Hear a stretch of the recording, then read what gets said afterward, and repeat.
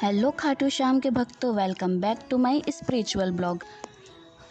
आज मैं अपने अभी तक के बीते हुए जीवन में प्रथम बार सुल्तकेश्वर महादेव मंदिर आई हूँ।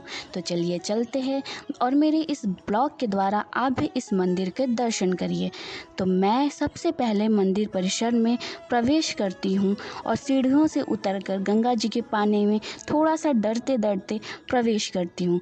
पीतल के पात्र को माँ गंगा के पावन जल से धुलकर इसमें गंगा जल भगवान शिव को अर्पण करने के लिए लेती हूँ और एक मंद मंद की मुस्कान के साथ सीढ़ियों से मंदिर की ओर चलने लगती हूँ।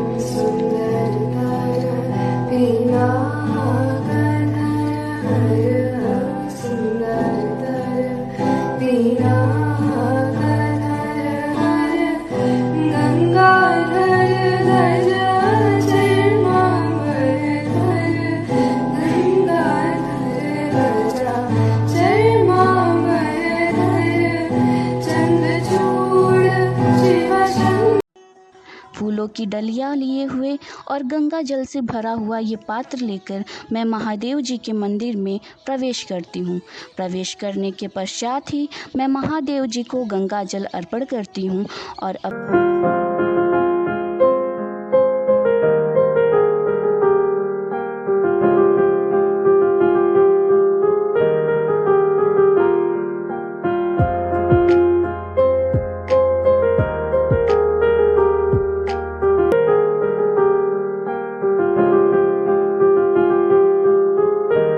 आराध्य की आराधना करने के बाद उन्हें मदार के फूल पहनाती हूँ।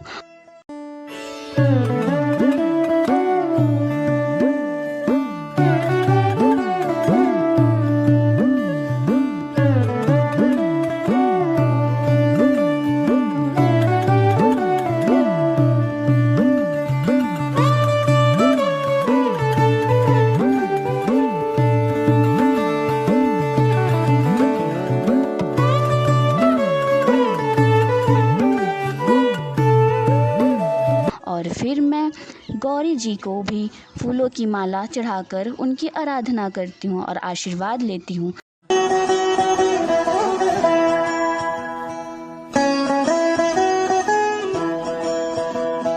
और बचे हुए फूल और बेलपत्र को नंदी जी को चढ़ा देती हूँ और नंदी जी से विश मांगती हूँ, क्योंकि ऐसी मान्यता है कि एक कान को ढक करके और दूसरे कान में नंदी जी के विश मांगने से विश पूरी हो जाती है। फिर उसी मंदिर में परिसर में छोटा सा ये भी शिवलिंग था जहाँ मैंने दर्शन किया।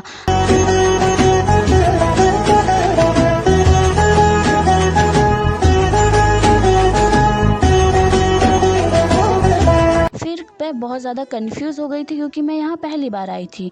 तो मैंने अक्कड़ बक्कड़ करके मैं डिसाइड करती हूँ कि अब किस मंदिर में जाऊँ, क्योंकि दोस्तों इस मंदिर परिसर के अंदर बहुत सारे देवी देवताओं के मंदिर हैं। तो मैं माता रानी का दर्शन करती हूँ और भाई माता रानी श्रृंगार बहुत ही प्यारा हुआ था इनका। माता रानी का श्रृंगार इतना ज़्यादा प्यारा था कि मैं बस देखती ही रह गई। और फिर सारे बोलो राधे राधे जी। अब श्री राधा रानी और बाके बिहारी जी की साथ की जो मूर्ति थी और इतना प्यारा सा जो मंदिर था राधा रानी जी और बाके बिहारी जी का, यहाँ हम लोग दर्शन करेंगे। और ये दोनों लोग की साथ की मूर्ति बहुत ही प्यारी लग रही थी।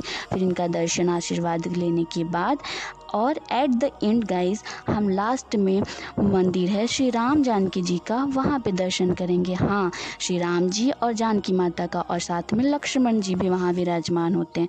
तो ये भी मंदिर काफ़ी छोटा था पर काफ़ी अच्छा था, काफ़ी अलौकिक था और काफ़ी पॉजिटिव वाइब दे रहा था। तो क्या आप सबको पता है गाइस कि सुल्तानकेश्वर महादेव मंदिर कहाँ पे है और इसकी क्या पौराणिक कथा है? तो चलिए आज मैं आपको बताती हूँ। जब माँ गंगा स्वर्ग से धरती पर उतरी थी तो उनके जल का वेग इतना ज़्यादा तीव्र था कि कोई भी उसे नहीं रोक पाता, वो काशी को नष्ट कर देती। तो सिर्फ महादेव जी ही थे जो इसे रोक सकते थे। तो वो अपने त्रिशूल से प्रहार करके माँ गंगा के वेग को रोकते हैं और उनसे यह वचन लेते हैं कि वह काशी के अंदर बहुत ही शांत और सरल होकर प्रवाह करेंगी।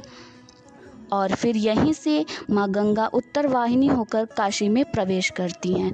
और यहाँ मुझसे बहुत ही बड़ी मिस्टेक हो जाती है दोस्तों। मैंने यहाँ लाइव वॉइस रिकॉर्ड किया था और सारी की सारी वॉइस नहीं आई बिकॉज़ मेरा माइक म्यूट हो गया था मेरे से। माइक म्यूट होने के वजह से मुझे वॉइस ओवरिंग बाद में फिर से करनी पड़ी। तो दोस्तों कॉन्फिडेंस तो था बट भाई गलती तो हो गई। तो आगे से आप कभी ऐसी गलती ना करो, इसलिए मैं ये गलती भी आपसे अपनी शेयर कर रही हूँ। दोस्तों यहाँ एक बाबा बैठे थे जो टीका लगा रहे थे, तो मैंने भी इनसे टीका अपने पूरे मस्तक पर लगवाया। और गाइज़ ये भी है कि अगर कहीं दर्शन करने जाओ और टीका ना लगवाओ तो काफ़ी अधूरा अधूरा सा लगता है। और अगर महादेव जी के मंदिर में जाओ तो महादेव जी का जो टीका होता है पूरे मस्तक पर लगाने वाला, वो तो लगवाना ही चाहिए, जो कि मेरा फेवरेट है। और उस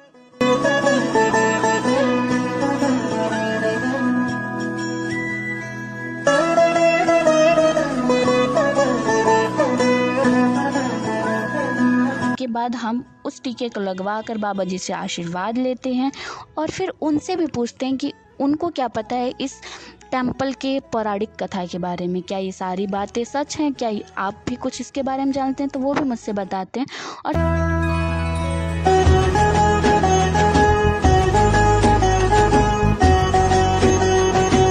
फिर एक अंकल जी मिलते हैं, मैं उनसे भी बातें करती हूँ, वो भी सब कुछ बताते हैं जितना उनको पता रहता है। फिर मैं उनसे ये भी पूछती हूँ आपको कैसा लगा यहाँ पे, तो वो भी बताते हैं कि हाँ उन्हें कैसा फील आया इस मंदिर में। तो गाइज़ सुल्तानकेश्वर महादेव मंदिर का अर्थ है शूल मतलब त्रिशूल और टंकेश्वर का मतलब है रक्षा करने वाला। तो महादेव जी ने त्रिशूल के द्वारा हमारी यहाँ पे रक्षा की है, इसलिए ये सुल्तानकेश्वर महादेव मंदिर यहाँ था। और इसे वाराणसी का दक्षिण द्वार भी कहते हैं। और यहाँ बहुत ही शांति है और बहुत ही इन्वायरमेंट यहाँ का बहुत ही सुकून भरा है। तो मेरी तो आपसे बस यही विनती है कि अगर आप काशी में कभी भी वाराणसी में विज़िट करें तो आप एक बार सुल्तानकेश्वर महादेव मंदिर ज़रूर आएँ। ये देखने दोस्तों कि कितनी ज़्यादा यहाँ पे शांति है। और